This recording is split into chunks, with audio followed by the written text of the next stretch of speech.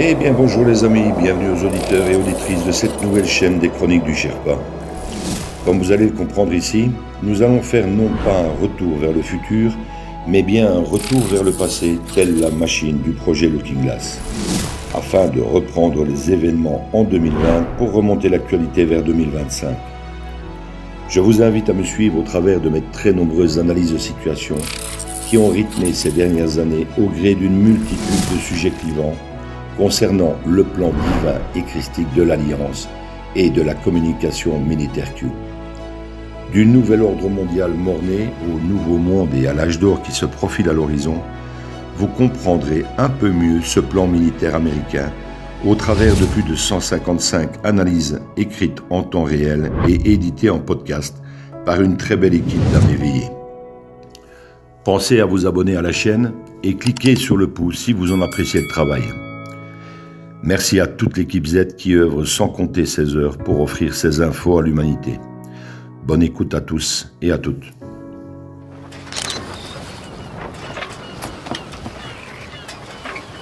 Where we go one, we go all.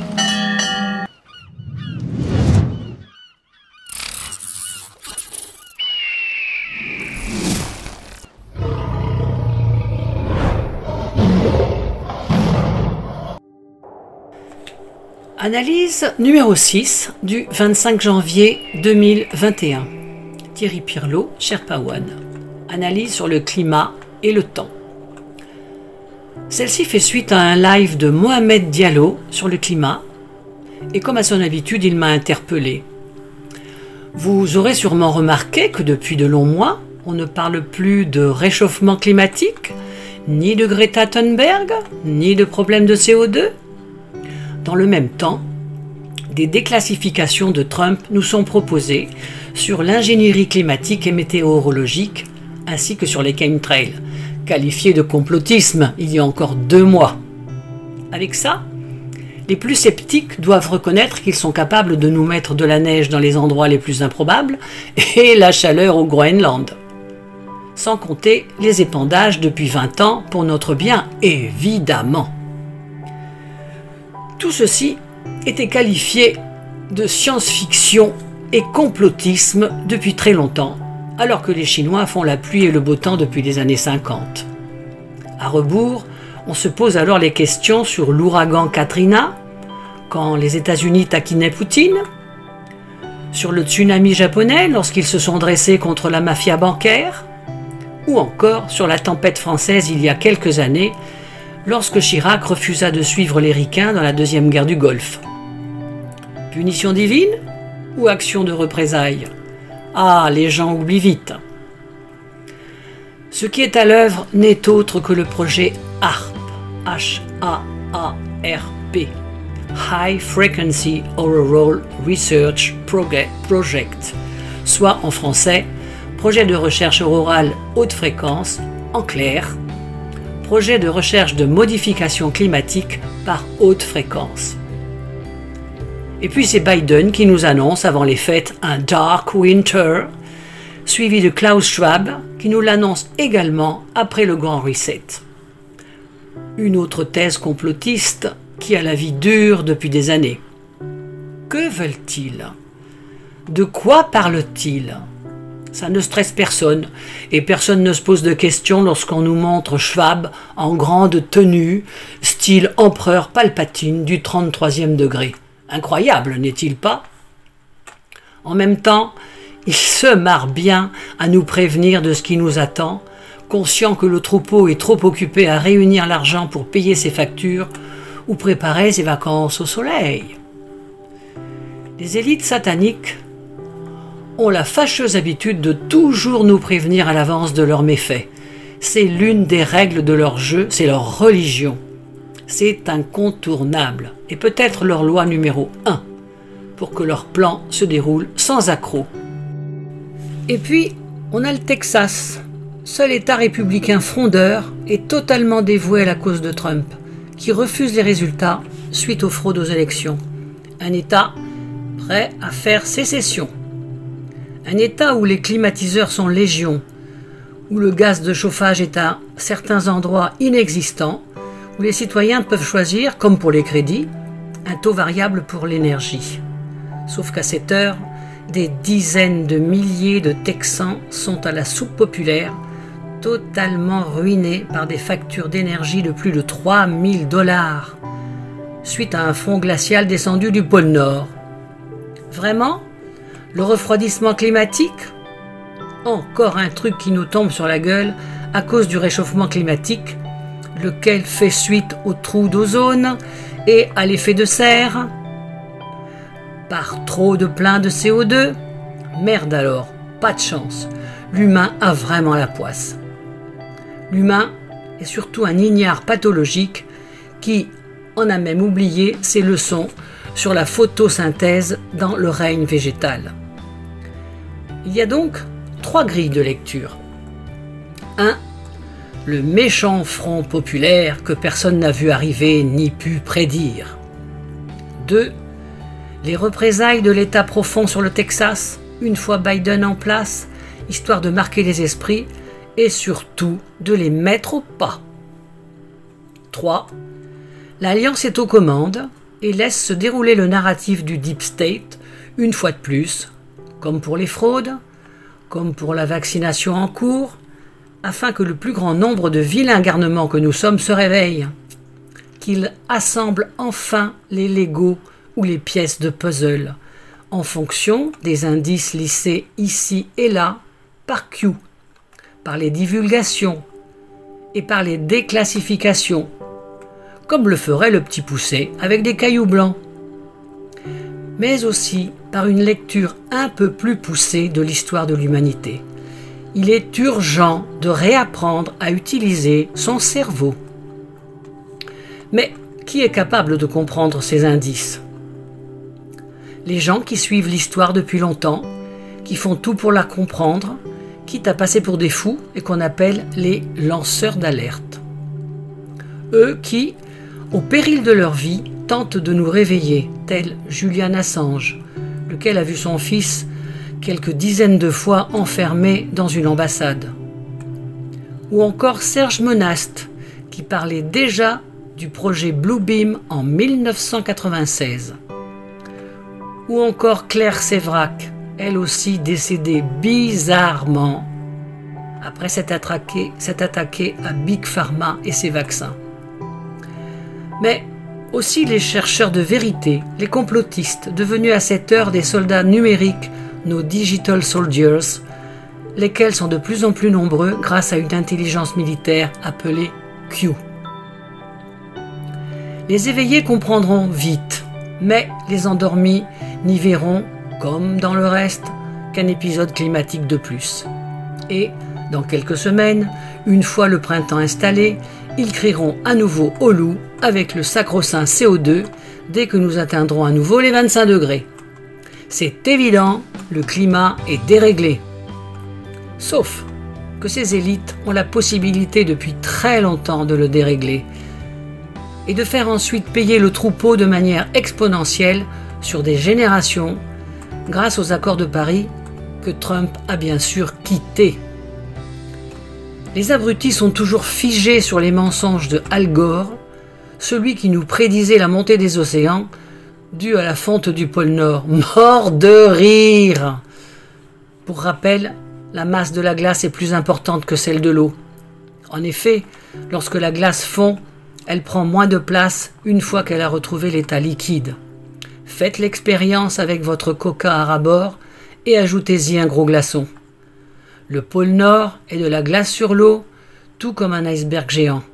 S'il fond, le niveau de l'océan baisse. On nous aurait menti alors ? Oui et non. Oui, Al Gore nous a menti sur la montée des océans. Non, ils ne nous ont pas menti sur la fonte exponentielle du pôle Nord qui permet d'ailleurs de nouvelles routes maritimes.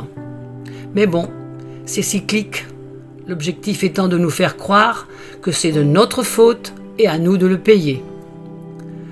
Concernant le pôle Sud qui, Dieu nous protège, a des glaces en expansion, ce sont des glaces sur des terres et des montagnes, ce qui provoquerait, en cas de fonte massive effectivement, une hausse non négligeable des océans, Des côtes entières seraient alors avalées, provoquant par là même un afflux de réfugiés climatiques.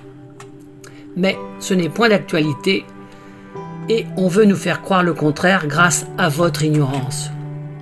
L'humain voit toute sa vie sa mort arriver de très loin et ne voit pas le pistolet posé sur sa tempe en permanence.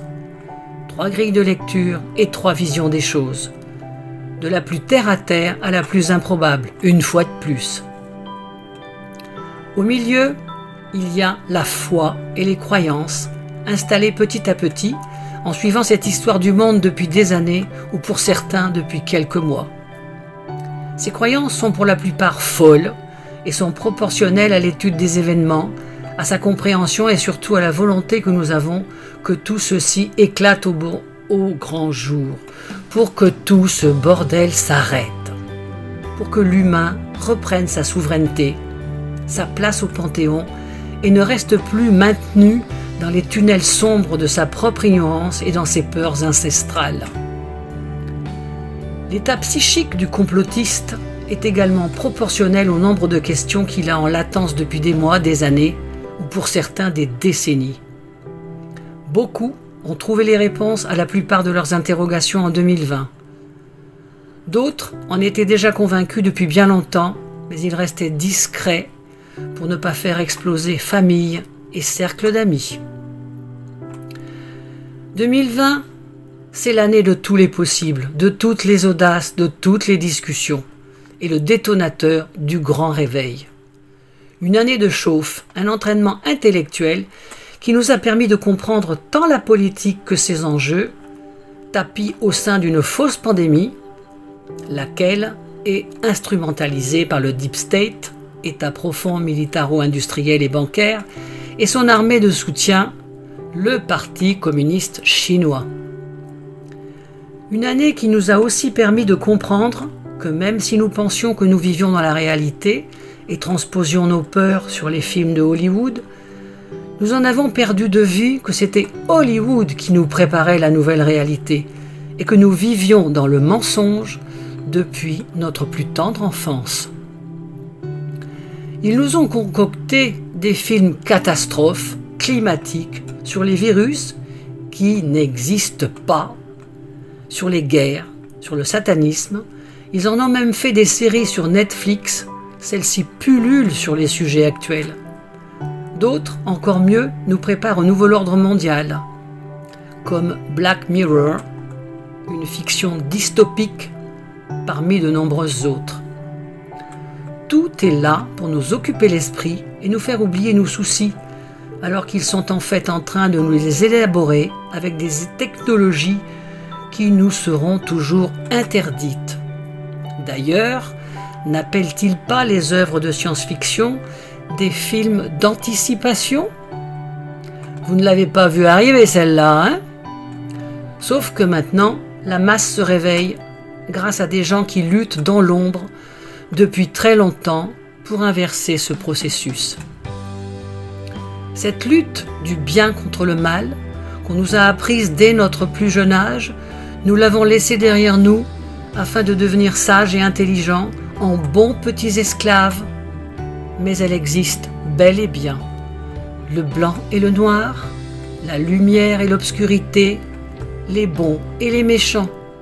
Nous l'avons oublié, car on nous a dit d'arrêter de croire au Père Noël, aux contes pour enfants, et à toutes ces histoires horribles d'ogres qui mangent les petits bébés, ou encore de vampires buveurs de sang adrénalisés, l'adrénochrome. C'était juste bon pour nous acclimatiser à la pédophilie et au pédosatanisme, car une fois devenus adultes, on vous fait croire que cela n'existe pas. Belle programmation prédictive de l'enfance avec Hans et Gretel, Alice au pays des pédos ou encore de Nosferatu. Sauf qu'on nous a trompés avec ce narratif inversé. Et jusqu'au bout de l'adolescence, la véritable histoire de l'ogre débute pour se terminer par une vie d'esclavage, ignorant et inculte. Je vous assure, je l'ai compris une fois pensionné, après 30 ans de bons et loyaux services envers mon pays sous les drapeaux, à obéir sans poser question. Pourquoi ? Parce que j'ai maintenant beaucoup de temps. Du temps pour tenter de répondre à mes questions existentielles, le temps qui manque à tout le monde, et surtout à tous ceux et celles qui se crèvent 10 heures par jour pour mettre un steak dans l'assiette, ou pour acheter les DVD de Disney Pédéland à la marmaille, ou s'offrir la dernière version de Call of Duty pour abrutir et habituer leurs ados à la violence gratuite. Cette prise de conscience ne peut se faire qu'avec du temps. Et on se rend compte très vite, pour peu que notre condition nous y pousse, que ce temps est la chose la plus importante dans la vie. Le temps, c'est de l'argent, et je dirais de l'or en barre. Pas la notion de temps qui passe, et qui, en plus, passe trop vite, mais le temps que l'on peut utiliser à étudier, à lire, à écouter des vidéos, le temps passé à écouter des gens, à comprendre leur histoire, apprendre à donner de son temps et apprendre réellement la vie, contrairement à ce qu'on nous a raconté à l'école pour nous abrutir. Du temps pour vous écrire sur un parking à 4 heures du matin sans compter ce temps. Du temps pour comprendre comment ces gens nous ont amenés à ne plus penser à rien, hormis à gagner du fric, construire une maison, une carrière et planifier des vacances 1 à 2 fois par an.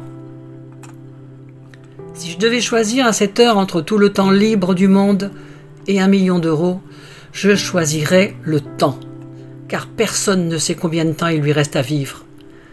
Les gens ont de l'argent, mais pas le temps pour le dépenser. Et il existe des élites qui ont tellement d'argent qu'elles ne sont plus obnubilées que par une seule chose, gagner du temps, quitte à torturer des enfants pour obtenir le précieux adrénochrome qui leur permettra de tenir la distance du moins un certain temps. Car pour ces gens, tout s'achète, même le temps. Il y a 3 lectures à cette grille. La première, la plus logique et la plus raisonnable, est celle qui consiste à croire que le hasard fait souvent mal les choses. Nous convaincre que Dieu n'existe pas et que nous sommes seuls face à notre funeste destin. Vous êtes alors esclave et heureux de l'être, quitte à tout faire pour protéger ce statut en perdant toutes vos libertés les unes après les autres. La deuxième lecture est la plus effrayante, c'est la confrontation à la grande hypnose collective de l'histoire. Celle de la plus grande escroquerie intellectuelle de manipulation des masses, l'ingénierie climatique, tout comme le Covid, sont simplement 2 des lames du couteau suisse de ces psychopathes au pouvoir, à la tête du monde et au contrôle des humains qui, inexorablement, installent leur dictature. Et la troisième lecture, enfin, c'est celle d'une alliance au contrôle, complet du narratif qui, pour notre bien et notre salut, laisse les événements se dérouler, dans le but de réveiller, une bonne fois pour toutes, les enfants que nous sommes encore, pour nous faire voir de visu l'ignoble ogre à l'œuvre dans sa réalité la plus crue et la plus démentielle. Croire que tout n'est que hasard et que tout est inéluctable est la vraie maladie mentale du XXIe siècle et probablement la pire. Les hasards et les coïncidences ne sont que des inventions de la CIA pour vous maintenir endormis dans la grande matrice. Croire que l'on va tous crever et que plus rien ne nous sauvera de ces psychopathes n'est pas dans la nature de l'homme. Et si c'était le cas, nous n'en serions pas arrivés à ce stade de l'évolution. Croire que le meilleur est devant nous, que des forces que nous ne comprenons pas actuellement, mais qui sont à l'œuvre pour faire le grand nettoyage, n'est pas à cette heure plus une option. Car ce destin sera, où nous disparaîtrons plus vite que les dinosaures qui, entre nous, n'ont jamais existé que dans l'esprit malade de nos opérateurs. Et ces forces que nous ne comprenons pas encore nous sont indispensables, car l'humain reste l'espèce la plus fainéante et la plus craintive de toute la création. L'espoir fait vivre et notre survie en dépend. Plus l'espoir résonnera et plus l'univers vous viendra en aide. Aide-toi et le ciel t'aidera. Bonne journée ensoleillée et surtout, trust this fucking plan. Where we go one, we go all. Sherpa One.